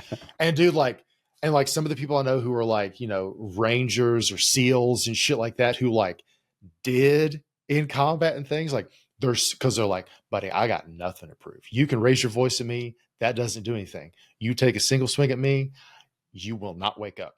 And like, it's not a threat. It's a fact. Like, but it's just that thing of like, insecurity shows, because insecurity requires compensatory behaviors. It requires you to compensate for it. If you have nothing to compensate for, you don't engage in any of those behaviors, right? But I think it's a similar, like, we also see this though in business, in creative acts and things. It's like, it's the people who are constantly trying to prove like, hey, I know what I'm doing, or like, hey, look at me, or hey, this, or hey, that. It's like, man, the most successful people I know are fucking quiet. Yeah. I have a can of worms I want to see if you can help me open. Let's do it. It's another thing that I've always had a difficult time articulating. And when I try to, I often talk for like a half an hour and try and be as explanatory as possible and still not get the point across. Um, but I see, and I'll try and give an example. Maybe that'll be the can opener, making at least a little hole. Like I'll see someone do something negative, and then they're terrible at it.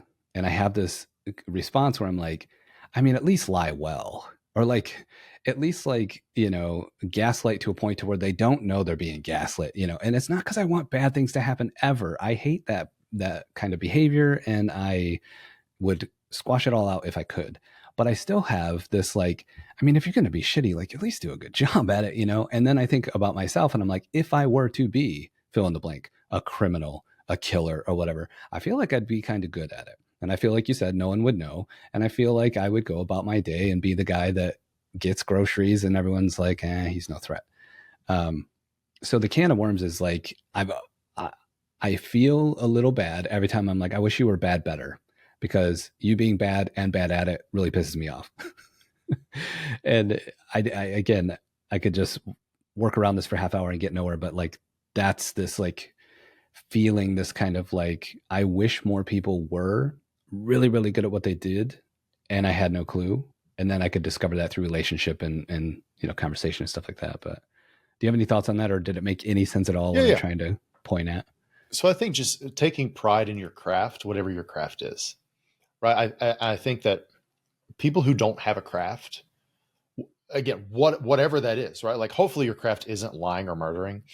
Um, and, your craft can be woodworking. It can be public speaking. It can be coaching. It can be videography, right? Color grading, whatever, right?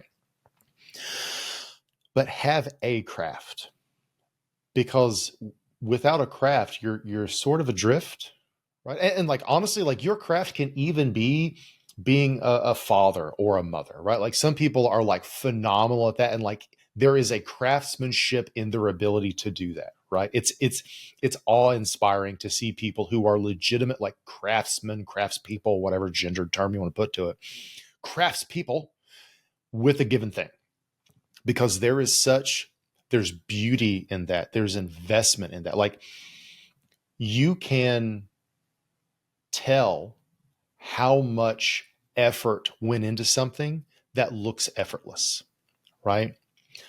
But you can really only tell that if you yourself have also developed your own craft. Otherwise, you don't appreciate the effort that goes into making something look effortless, right? Like somebody who plays guitar, all right, somebody plays guitar who does it really, really well. It looks effortless. It looks like you, just a fucking bum off the street, could pick up a Stratocaster or something. Just go, blue, blue, blue, look at me. And because they make it look so easy, so effortless, right? Or like a violinist, like, oh, there's just fucking doing this. It's fine. No, decades went into that fluidity with which they move, that you can't even begin to comprehend until you either have invested in your own craft, so you understand like the subtleties of it, or you've actually tried to pick up a fucking guitar or violin or some other shit and you're like, actually I'm just a fucking monkey with rocks trying to smash at a keyboard, right? Yep. So I think there's part of that, because in your own life, personally, professionally, whatever, you have developed craftsmanship around certain areas, and you have seen, entrepreneurship for me is just personal growth in disguise, because building a business will surface all of your insecurities, all of your character flaws, right? You talked earlier about like, you're moving into like more of like a leadership role. I've worked with people before with coaching, and they're like, look, my churn is around 12 to 18 months. I can't keep anybody on my team for longer than that, because I constantly crack the whip, because I basically thought that I could like self-flagellate myself to success. I could beat myself into a successful life. I inherently don't trust other people because I don't trust myself. And that becomes a microcosm of every interaction that I have. So I don't build psychological safety with my team. I don't build that sense of that environment of rapport, of trust, of respect, because I think you should be good on your own. My job is to come in, crack the whip to get you back on track. So you only talk to me when you fuck up.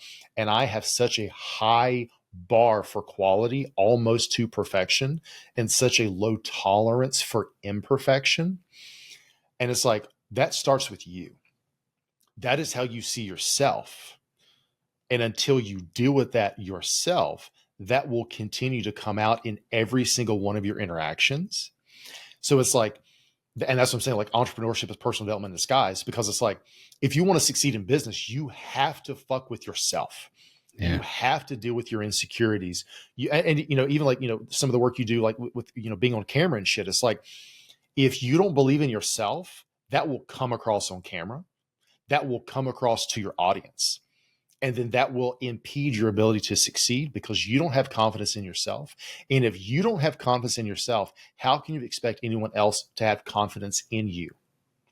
So like, that's what I'm saying. So, but on the opposite side, if you've seen the ROI basically of craftsmanship, you've seen the beauty, you've seen the personal improvement along with the professional improvement of investing in a craft, you want to see that in other people because you're just like, you're wasting your fucking time. Like, if you're going to lie, take pride in your lie. Like, fucking Exactly. treat it like a craft, right? Like, Yeah. it's that. It's like, why are you wasting your potential? You're just kind of coasting through life.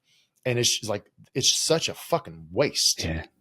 Dude, you just like, for years I've been talking about this and you just gave such a great lens, like craftsmanship. That is the thing, man. That is what's happening. Like, it's a little cliche, but I'm sure it comes to fruition in your life and places as well. Slow is smooth and smooth is fast. But like in my world, it's so true because so much goes into pre-production and that making the rest of it easier and faster and better. So I latched onto that the first time I ever heard it. I'm like, this is filmmaking 101. Like, you have to be slow and purposeful up front or everything down the line falls apart. And until today, I never related that to craftsmanship, but that's exactly what that is. Get the right lumber, make sure your saws are sharp, your planer is sharp. Okay, we've got our plans, we've got our templates. Okay, now we're going to woodwork. Like, that is the thing that I've been like identifying here and there and just being frustrated by in entrepreneurship as well. Even going back to what I said earlier about people not showing enough of how they got there and only showing the wins. I want to see your tools and I want to see your previous projects that were a little wonky, but they worked. And I want to see the wins. Also, I want to see the craftsmanship. That's so good, man. Like, I'm definitely taking that with me. And like, dude, the other thing, again, like with your work, like, you basically work with people who already have a high level of craftsmanship, just in a different area. What it sounds like, what you really kind of do is you're like, let's effectively scale this. Let's put you in this medium, this format that allows you to share your craftsmanship at a higher level and in a way that resonates with people. Because it's you, right? It's you on camera. And like, I think that's another key piece of like, you are effectively helping people expand the reach, the resonance of their craftsmanship. Yeah. Yeah. It is. Yeah. Like, I often tell people it's a little bit to make them feel better, but it's also true that, just think about where you're great already, where you can self-identify as great. It could be in the boardroom. It could be on a stage. It could be at that one-on-one coffee meeting. It could be on a Zoom call. Could be when you're alone and reading and really digesting some information and data and going, oh, I know exactly how I'm going to use this. Wherever you're the best, we just want to capture that greatness. And all we need is an 80%. We need a B minus. If we can get a B minus representation of how great you are at your best, we are crushing everything around us. Like, it's insane.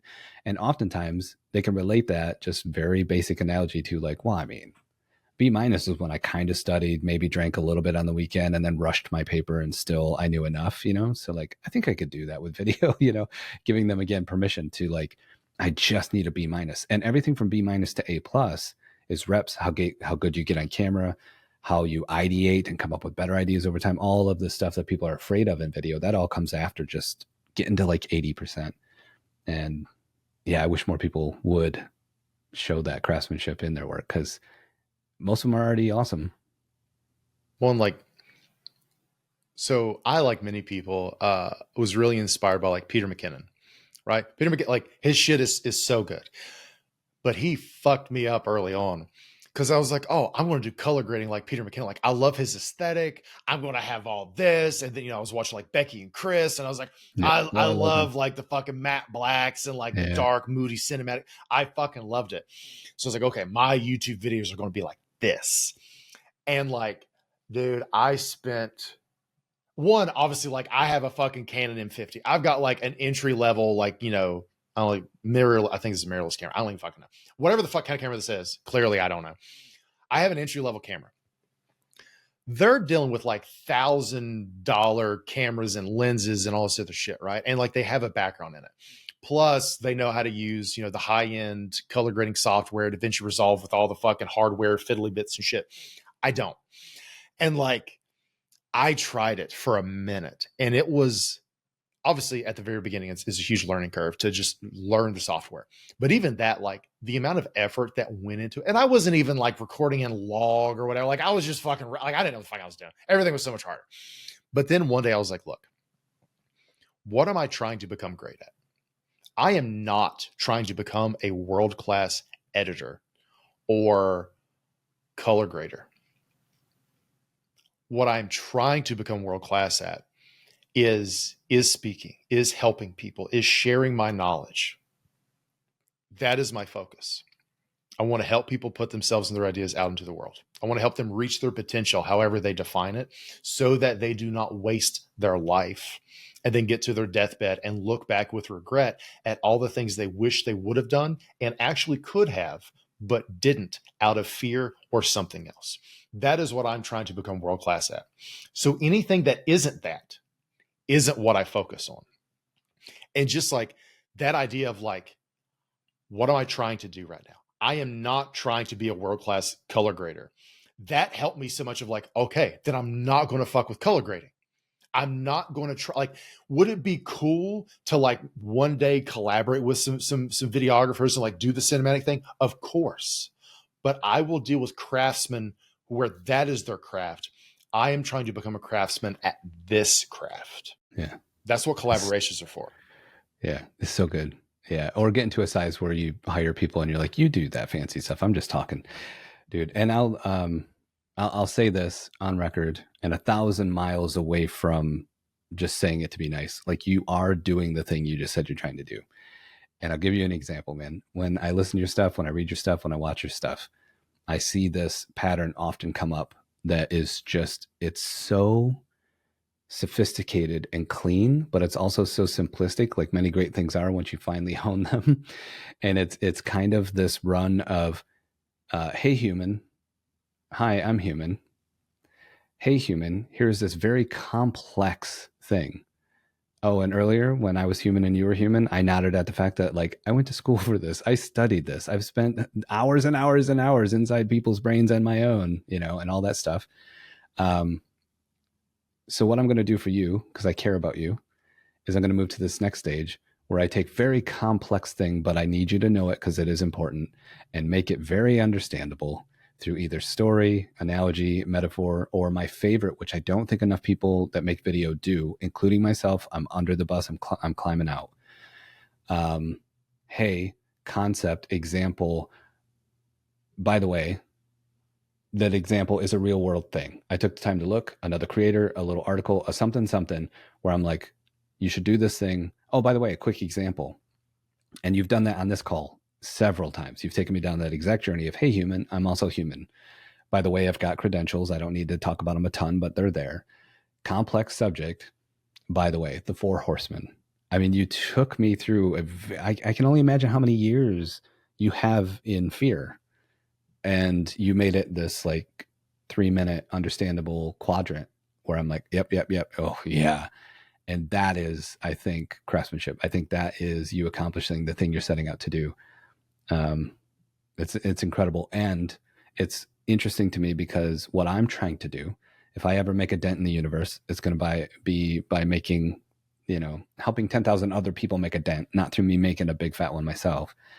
And see, you're not a client of mine. I've never instructed you. We've never talked about video or storytelling or anything, but seeing someone like you doing what you're doing is a representation of what I want to do. I want to help people get to where you are with a less painful road to get there, but yeah, you're doing it, man. And it makes me proud, and it's exciting because I think more people need to just like, I think another cliche thing I hate to say, but like keep it real. Like you're keeping it real.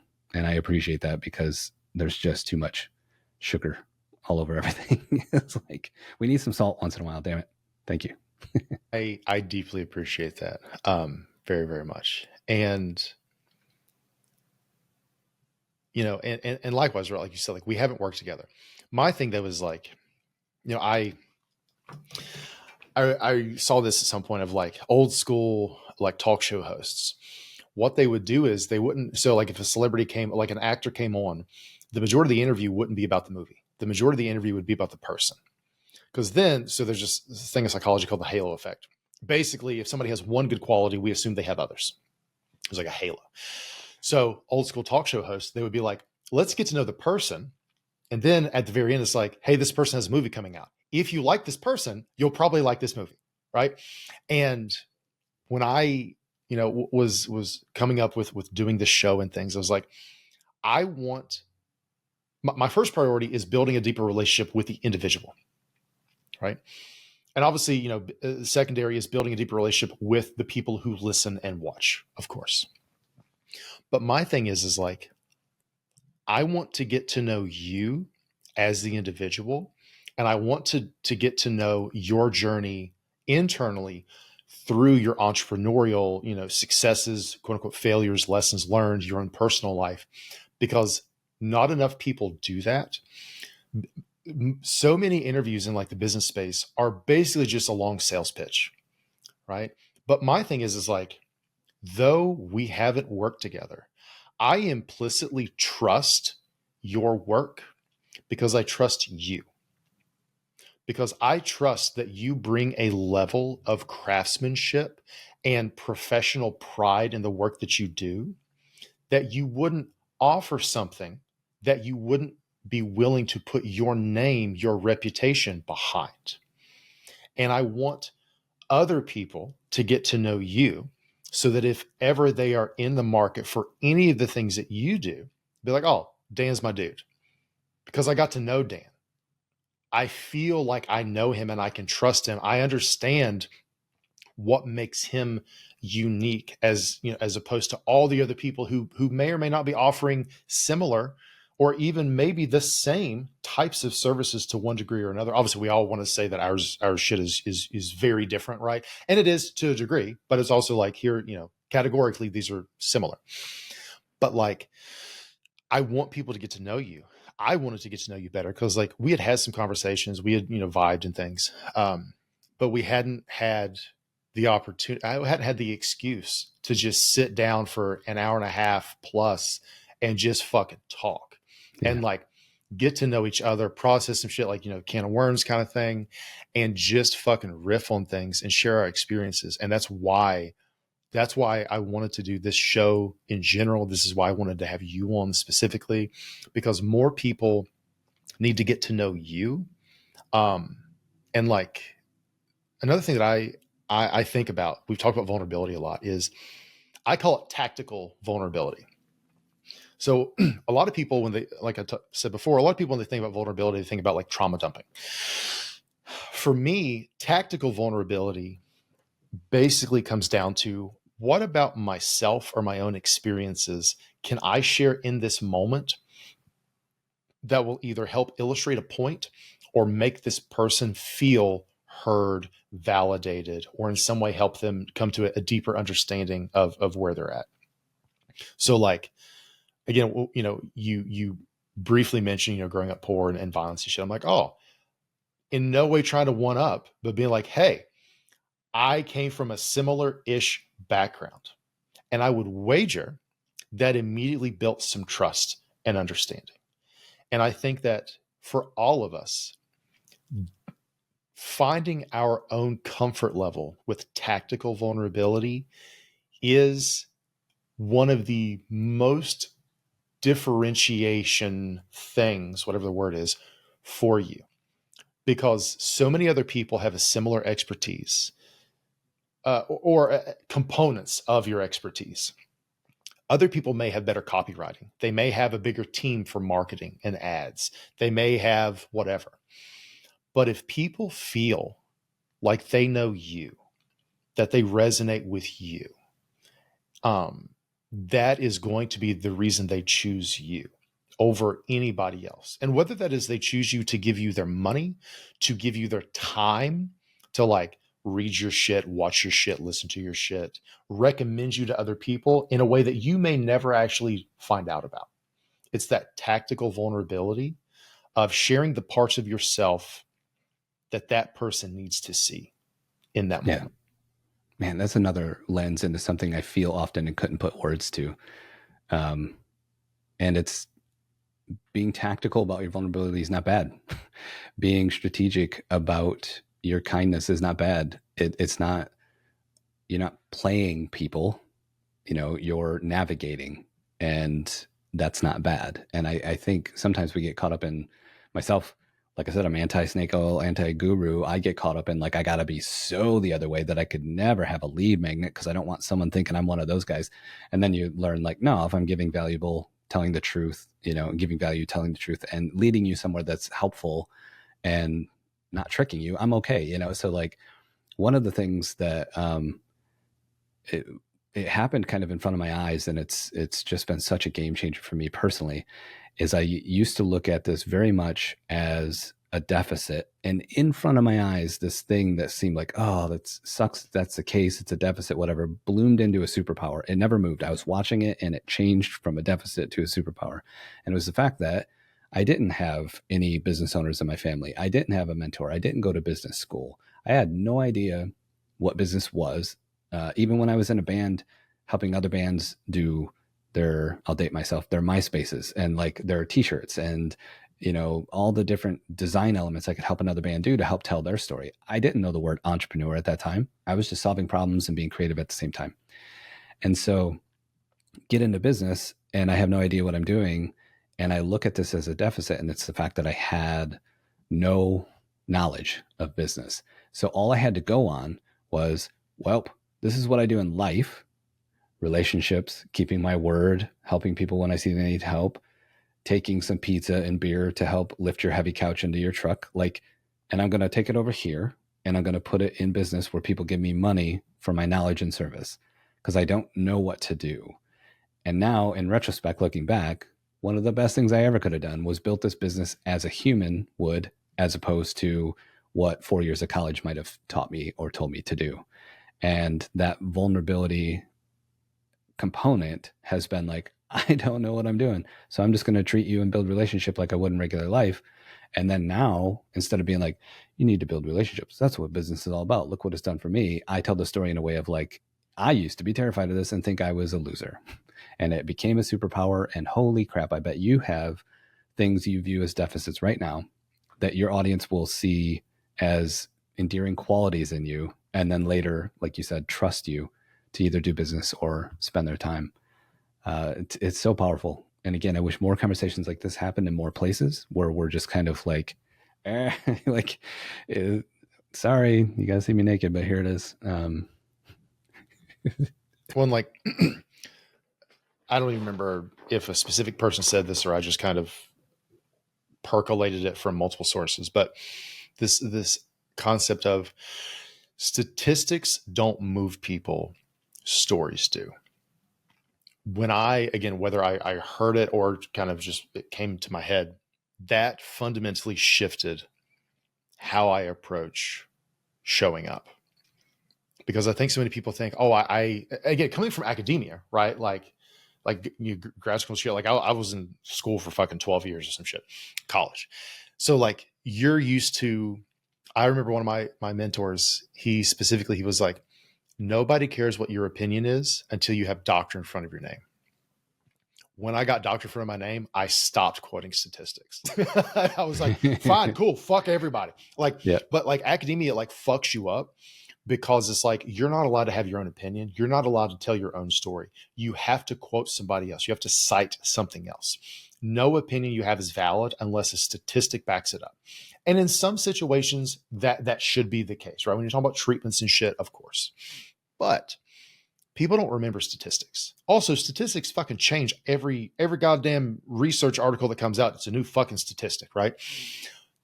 Stories stick with people. Stories move people. Stories inspire people. So whether it is your own personal stories or stories about your experiences or things you hear about other people, I am always thinking, what is a story I can tell? What is a metaphor I can come up with, a term I can coin that will better illustrate this idea? Because I am really prone to just lecturing, like just fucking dry, blunt, like here's the answer, here's the takeaway. And I honestly, I still suck at telling stories. I've taken like dedicated like courses and read books just on storytelling, and I so fucking suck at it. But it's just the idea of in being in service to this other person. How can I better relay this? Because if I just tell you the answer, or if I quote some bullshit statistic, that isn't really going to stick with you. But this story is, right? One of my favorite examples is The Obstacles Away by Ryan Holiday. In that book, I think it's that book, he talks about like the Banana King, some shit. So long story short, basically there is this plot of land that two people want to get the deed for like banana trees or some shit. One is like the underdog. He's a guy like single person, doesn't have a fuck ton of money, and is trying to figure out who owns the deed to this land. Then there's this big mega corporation that has endless money. The issue with the piece of land is that two people claim to have the property deed. Clearly one is fake, but you don't know which one it is. The big mega company spends all this fucking money like hiring attorneys to like dig into their archives to figure out like, is it this person? Is this person? Which person do we buy this off of? Because one is lying. The other dude, the underdog, is like, I don't have money to do all that. So I will just spend my money buying the deed from both people because that guarantees I have the correct one. So it was like, the point of the story was like, what is your goal? What are you actually trying to accomplish? This guy wasn't trying to figure out who owned the deed. He was trying to own the fucking deed. Yeah. And like I couldn't tell you what the fuck else is in that book. Yeah. That story has stayed with me for fucking years. Yeah. And it's going to stay with me now, 100%. And I love that you said, I don't know what else is in that book, because I have so many books where when people, you're on calls, network events, whatever, they're like, what books do you recommend? I'm like, I can recommend plenty, but I can only tell you one thing from each one. So that's what I'm going to tell you. And the example I always give is the one thing. I don't know, do something right now that makes everything else either unnecessary to do or easier to do. I can't tell you anything else from that book, but it's kind of the main point. So if you want to buy it, go ahead. I mean, the storytelling element is so important, and it's interesting in our world because we talk a little bit about story. It's one of the topics I talk about on YouTube, but we don't have like a story, like offering or like product, or we don't help people tell their stories. We just try and trick them into telling better stories as they go. But it's so powerful, and I think about it every day because it really is like at the center of everything that we do. And we trick, again, people into doing it. So we internally call it story bacon. Like you got to take the Brussels sprout and wrap some bacon around it so someone will eat the vegetable, because this is how, makes the medicine go down. And a super simple example that worked so well, and afterwards I looked at it, I'm like, duh, was every year we take there's a company called Wistia. They're like a video hosting platform. You can do all kinds of great stuff with video after you host it there. They put out a state of video report each year. And they not only cite all their internal data, but a bunch of other big companies' data like TikTok and HubSpot and Hootsuite and all these different places. And they give you data, but they do it in a really colorful and fun way, easy to understand, and kind of geared towards entrepreneurship and business. So last year, it came out, we made some videos about some of the data points in there that propped up things that I already teach and believe. So I'm like, oh, cool. I can teach something and then say, look, it's in the report, and they know way more than me. Go look. And so this year we were ready for it. And so everything was in place. Our framework was in place. As soon as it dropped, we made 17 videos out of it and like 9 posts and 5 carousels. And it just went out overall last month. And one of the best performing pieces that made the most impact, and actually got DMs about like, man, that was such a great point, was that they showed that out of all the pages on a website, the third highest performing, and it was only a little bit behind number 1 and number 2, highest performing videos, not only in click-through rate, but in retention throughout the video, was on the contact us page. And I'm like, who's putting videos on the contact? It's always just a form and a button like, hey, if you want to know something, get a hold of us. And then I went and looked at the first 2, and it was video galleries. So just, we have videos in this place, you can come watch them. And then courses. I'm like, well, of course, those both have high engagement because it's a video gallery. I'm going to click on a video and it's a course. I'm here to watch it and I might have paid for it, you know? So for the third one, above homepage and sales page and all of it, to be contact us, I thought was super intriguing. So I made a video about it. And then the story to go with that video, since I didn't have this original thought, it wasn't propping up something I already believe or teach. I went to my team and I'm like, why do we think this is? We don't have to have the right answer, but why do we think this is? And just through about a half an hour of conversation, spaghetti at the wall, we all came to the kind of the same conclusion, which was like, if you're on someone's contact us page, you're already leaning in. You've been there, you've had to click a button, go somewhere you want to contact, or at least see what they're all about, or what you're going to get if you contact them. And if you go to a contact page and there's a video and it's only 45 seconds long, so it's like, well, I can watch a short video. And then someone pops up when you hit play and they're like, hey, thanks for filling out this contact form. Here's what's going to happen next. We're going to do this. We're going to do this. You're going to get a calendar button. I'm going to show up just like I am right now. And we're going to solve your problems. Talk soon. Holy crap. And you didn't even have to be there to do it. So all I did was tell our version of why we thought maybe this page performs so well. And that video did the best out of all the videos, all the posts, all the stuff we created. And it was because there was a tiny little story in there that people could relate to.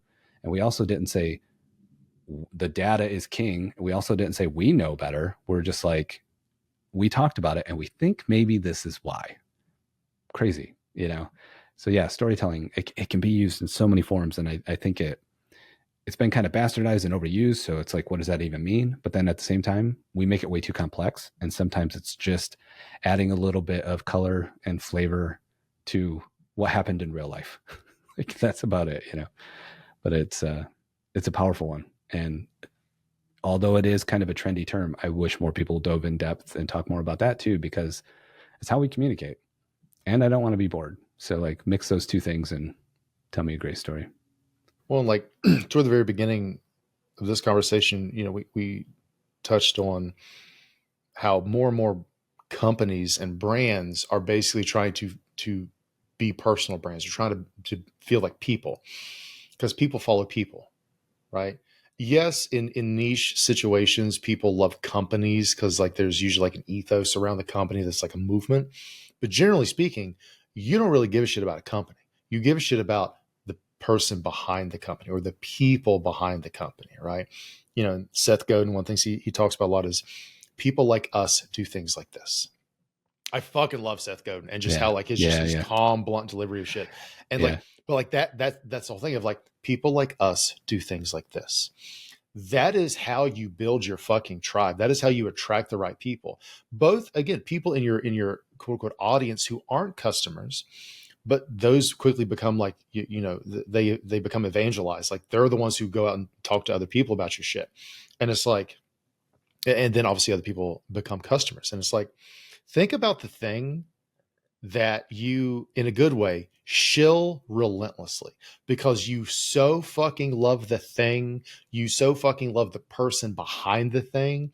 And it's like, one, if more of us could rep our own shit with the same like level of fervor we rep our favorite thing, right? Like, because it's like, oh, I feel salesy talking about my own shit. But it's like, you know, one of the books like I shill relentlessly is Paul Miller's The Pathless Path. I fucking love Paul. Like I know Paul. Paul's a friend.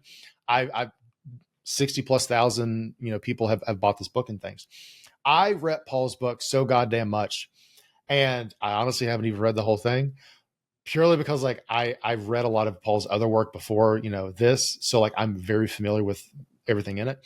But like I hope I rep my own book half as much as I Yeah. read Paul's book, because Yeah. it's like, I don't feel salesy with Paul's book. I'm like, it's legit, like it's fucking great. Like everybody should read his book. But it's like, it's that thing of, think about the your favorite thing, your favorite whatever, or your favorite person. There's a reason for that.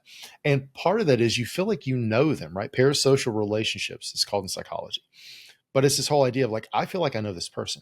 You can't know a company. You can't know a business, because that is a non-living entity without a story, without a history, without insecurities, right? We bond over shared vulnerability. So like, people follow people. So you need to be a person if you want to resonate with other people, Yeah. right?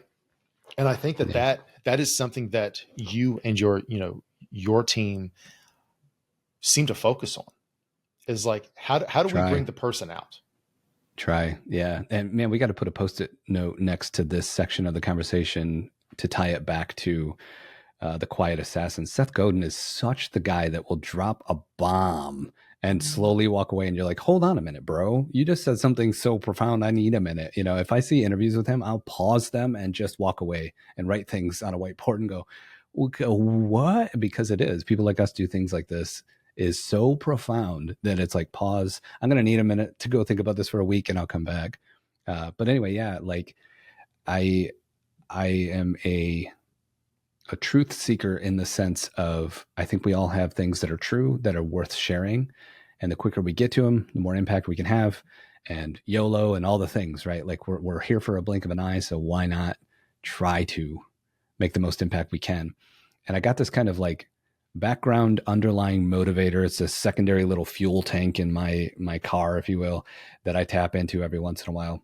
And I think about it daily. And it's this kind of internal mission I have of more good people, good subjective to a certain degree, but somewhere it becomes objective. And I think we can all agree on a lot of what makes someone a good person. More good people need bigger bank accounts. We live in a society on this side of the world where money is leverage and leverage is influence. So like I think more good people need bigger bank accounts. And so I try to help people who I know are good people build their businesses bigger, make more of an impact. And a lot of times that comes all the way back to what we're saying, which is telling a great story and giving of your true self. And I I used to get this question all the time. I don't get it as much now. I do if I do a workshop and stuff like that, but I used to get it all the time on social, and it would be, Dan, you seem so authentic. Like, how do I be more authentic? And I would get scared because internally I'm like, if you're asking another human how to be authentic, you're fucked. Like, first of all, don't ask me. Second of all, I'm going to tell you how I am authentic. And then you look at that and see if it inspires something in yourself to find your own version of what that is. And then with a little bit of humor, but 100% truth, I say, I'm lazy. Now you can look at my output year over year and not believe I'm lazy. Just like you could look at all my videos and not believe I'm an introvert. But I am lazy.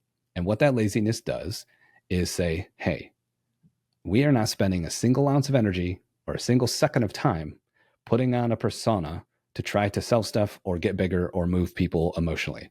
So that's off the table. All you get is me. And it's not, I'm so authentic. Look, I'm so myself. No, I'm lazy as fuck. And I'm not going to put any time or energy into trying to be something else because I can't, because that time or energy has to feed my family. So it's going over here. And that is my truth. Authenticity comes from not having the energy to be inauthentic, because I bet I am totally capable of being really manipulative and really good. And I bet I could build a character and I can make a lot of money off a character. I just can't put my time and energy into that. So authenticity is kind of the distilled version of me, because that's all you get. It's went through the funnel. Drink it and like it or walk away. Well, and inherently, when you are for people, when you are for one group, you're not for another group. And I think that a common trap a lot of us might fall into sometimes, especially early on, is trying to be everything to everybody, and you end up being nothing to nobody, right? Which again is a cliche. But I remember, again, at one point in grad school, it was like, you need to cut off parts of your personality that are too strong. And like, I remember at one point, like when I was going up for interviews for internship, one of my supervisors called me. He was like, hey, because he used to have my tongue pierced. He was like, hey, take your tongue ring out for your interviews. I was like, okay, but this one I got coming up is a phone interview, so they won't see me. He was like, I don't care. Take it out anyway. It'll somehow come up. Like, just unconsciously or some bullshit. Like, the fact that you have your tongue ring in will somehow magically make you unprofessional. And I didn't. And then, like, later I got other body mods. But like, and when I got my sleeps, like, I made the conscious decision of like, I'm not going to cover these up. You will know right out the gate if I'm for you or not. And I'm not trying to prove anything. I'm not trying to compensate. I'm trying to say, hey, I am authentic. And because man, when we embrace our own authenticity, we give others permission to embrace their own. So many people walk around day to day wishing they could be more authentic. And they're waiting for permission. And you shouldn't wait for permission for shit like that, but easier said than done. So I just try to be a model of like, this is how I talk all the time. This is how I look all the time. Some people hate cuss words. They hate tattoos. That is completely valid. I am not for you. And I am not going to be less of me to be more for you. That's not like, I'm going to vibe with people who fucking get it. You can find somebody else. It isn't good or bad. It just is. You got to find the people you feel aligned with. And I think that there's so much vulnerability with that of like, you're taking a stand. You're like, this is who I am. And this is who I am going to be in front of people. That's fucking terrifying. Yeah. Yeah. Dude, that's so good. God, I could talk to you for hours. I found someone a little over a month ago, and we're heading into this rebrand. I was like, oh, what great timing for YouTube to suggest this person to me. And I never heard of him before. I might even get his name wrong. I think it's Caleb like Ralston. And he was like Gary Vee's main guy for a long time. And then he worked with Hormozy and all this stuff. And he came out of the gate, like video 2, with like a 6-hour course with a complimentary handbook. He's like, this is everything I know. And you could so tell it was not a play to get views or watch time. It was, we're coming out of the gate showing you everything I know. And now I can talk into the future and be me in any way I want to go, I can go, and all this stuff.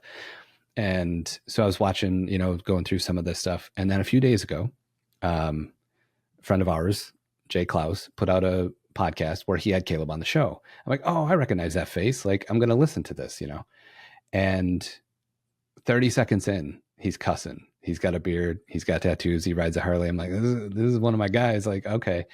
And then within 2 minutes, not only did I like vibe with him and his just kind of nonchalant, no BS attitude towards brand and what it means and the depth it can still have, even if you're a rock and roll hardcore kind of guy, I started to also build even more trust and relatability for Jay, because he is so not that guy.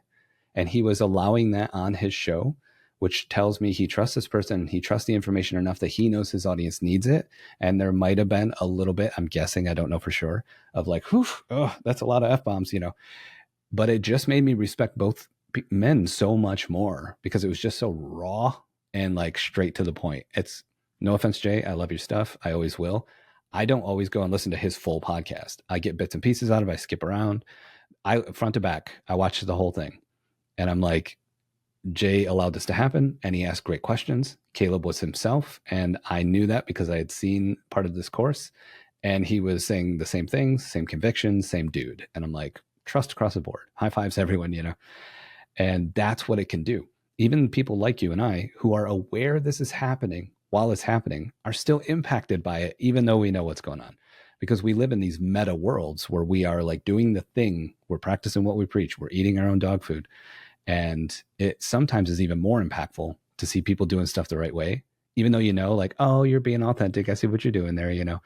It hits even harder sometimes, because it's like, man, what a great representation of, again, just like keeping it real. And let's get to a point as quickly as possible where you're like, yeah, I've never viewed any of Dan's videos and been like, I think he's trying to pull one over on me. And I hope you never do. Well, just like this idea of You talked before about persona, right? Persona is like, who do you want to be, who do you want to pretend to be, versus like persona versus person. Like, who are you? Like, who are you actually? And I think too many people are focused on creating a persona of who they think they're supposed to be, rather than identifying who is the person you already are, and how can you bring more of that out in a genuine, authentic, tactically vulnerable way. Yeah, man, dude, so much ammo. Like I'm walking away with like a gun belt full. Like, okay, time to go take on the world. Let's All right. let's do it. So then let's land this fucking plane. Who should reach out to you and why? I generally think about this kind of like, long ago in my career, I decided I was never going to try to convince anyone video was important anymore. So if you already think video is important, whether that means you are brave enough to start making it, you're adding it to your repertoire because you already create something, like maybe adding a camera to your podcast, or you've been doing it and you want help scaling, getting better, camera competence next level, or our last product, handing things off to us and we take care of all your post production so you can just create and then go be the expert in your field you are outside of that instead of a media manager. So if that resonates with anyone, those are definitely the sort of people we're looking for. And we changed our tagline to say we help remarkable people look and sound great, because we just kept getting clients that fit in, like you said, creator, and then the subset of like 15 different types of folks. We started finding that so many of these people didn't fit a standard mold, but they were remarkable. That's the one thing we could agree upon, is no matter what they were doing, they were noteworthy, they were remarkable. So if you view yourself, even if it's with imposter syndrome, as someone remarkable and you know your stuff and you think video could help you build that trust with your audience, and you don't want to go down your route of teach myself and go through the pain and the fire, you got a pro waiting right here to grab your hand and pull you through. So hopefully that makes sense. And then we don't really do sales calls. We do free strategy calls. So if you're curious about getting unstuck or what it would look like for you or any of those sorts of things without the pressure of like a gimmick or a sales call or like, hey, buy something, that's how we run everything. So I'm always more than happy to talk to anyone for free with no agenda, because most of the time we help people get unstuck and then they just refer other people. It's not that they become clients. It's that they're like, Dan got me unstuck. I bet he could help you because you're always complaining about videos hard. Go over there. So yeah, hopefully that makes sense. And then where I'll put all the links in the show notes and shit, but just for this conversation, where should people go to learn more? Yeah, so I tried to make it easy. Years ago, because I had a podcast of my own, I bought a URL and it's danhaslinks.com. And it was for the sake of being on podcasts and answering the question, where should people find you? So if you go to danhaslinks.com, it's just a stack of buttons that goes to every platform that I have. And I'm super responsive. I'm online quite a bit and easy to find, and I'm open to talk. So anywhere you find me, email to LinkedIn to wherever, danhaslinks.com. Because Awesome. Dan does have links. And then parting advice you would like people to leave with from you. It can be specifically to the work you do or anything else. Open stage. Give yourself grace. People will love you, hate you, and everything in between. You will love yourself, hate yourself, and everything in between. We can help make videos simple. Asterisk, go to the bottom of the page. Cite, not easy. It's never going to be easy, but it can be simplified. And all those things equal pain of some sort. Not always a ton, but pain of some sort. And through all that, if a million people heard me say what I think is most important today, it's give yourself grace. Also, one more thing before you go. If you enjoyed this episode, there are two things you can do to share the wealth. One, send this episode to someone who needs to hear this message and tell them why it was so impactful for you. Two, take like literally 3 seconds to either like or leave a hopefully 5-star review, but be honest, because there's a lot of fluff and bullshit out there, and people are looking for content that's actually valuable. So a little social proof from people like you giving the show a good review goes a long way. Thanks for listening/watching. And until next time, take it easy.